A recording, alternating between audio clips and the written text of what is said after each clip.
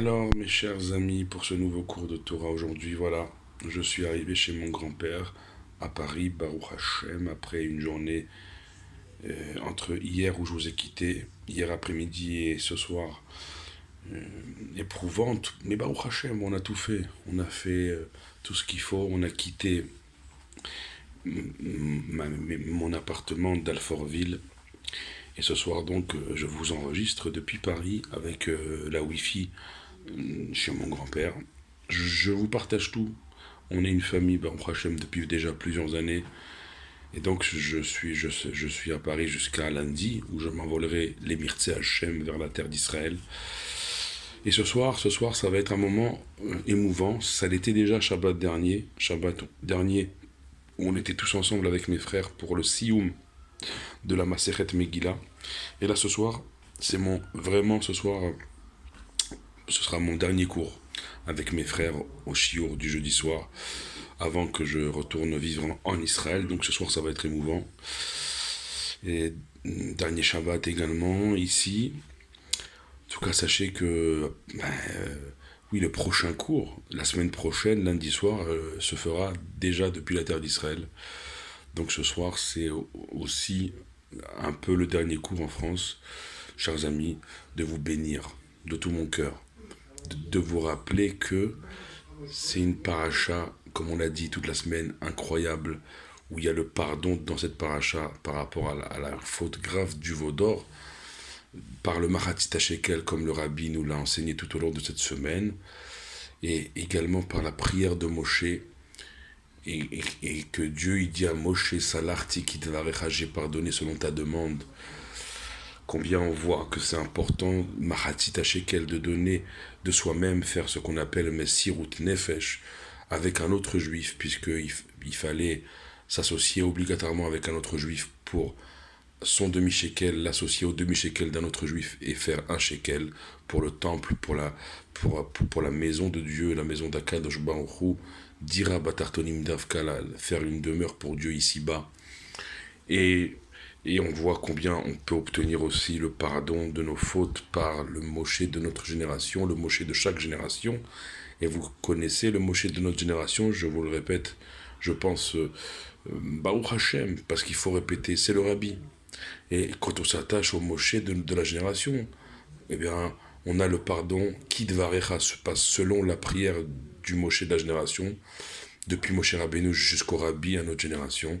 Donc il faut s'attacher au Moshe de la génération par ses enseignements, comme on a fait tout au long de cette semaine. Et en s'attachant au Moshe de la génération, aussi on donne le Mahatzit Shekel, on donne de sa personne, on fait le don de soi dans l'unité avec un autre juif et avec tout le Ham Israël. Et c'est dans cette belle unité, dans ces beaux partages et ce lien fort avec le Rebbe que Bin Arenu Biskelenu Neler, comme Moshe Rabbeinu, et jusqu'à notre Moshe à nous. Il nous dit que c'est avec nos jeunes et nos anciens que nous allons aller vers notre délivrance, délivrés de tout ce qui se passe, surtout depuis de nombreuses semaines, de nombreux mois en terre d'Israël. Aujourd'hui encore a été une journée troublée en terre d'Israël. Nos ennemis nous accusent encore et encore de choses que eux-mêmes se sont fait sur leur population. Il y a eu un attentat, 2 morts, et ça recommence à bouillir sur les terrains d'opération. Nous, on doit rester, comme le Rabbi dit, droit, même si le sentier il devient de plus en plus étroit. Sachez, selon les mots du Rabbi, que plus le sentier est étroit, plus on se rapproche de la Géoula, de notre délivrance. Nous, qu'est-ce qu'on a à faire? C'est rester droit. C'est quoi rester droit? C'est rester lié, attaché à Torah et Mitzvot, comme je vous ai dit tout au long de cette semaine, de rajouter en Torah et Mitzvot. Rester attaché en étudiant les enseignements du Moshe de notre génération, en étudiant Chassidut du Rebbe, Chassidut du Rabbi et Mahatzit Shekel. C'est ce qui va être Kofer Nafsho, qui va racheter nos âmes, nous protéger, maintenir nos soldats, nos otages et nos frères et sœurs en Israël en vie. Eh bien, c'est en donnant de soi-même pour un autre juif, en donnant de sa personne pour un autre juif, dans l'unité, dans l'union et l'unité la plus parfaite. Ce sont toutes ces clés-là qui, même si le sentier se fait étroit, même si tout ce qui peut se passer, sachez que on n'a jamais été aussi proche de notre Géoula, de notre délivrance, et du retour de tous ceux qui sont disparus, tous ceux qui sont tombés. Tous ceux qui sont tombés, on va les revoir très bientôt avec la venue de Mashiach, la résurrection des morts. On va revoir tous nos disparus, tous ceux qui sont tombés, on va les revoir pour ne plus jamais les quitter. On va revoir le temple à Yerushalayim avec Akadosh Baruch Hu révélé au monde entier.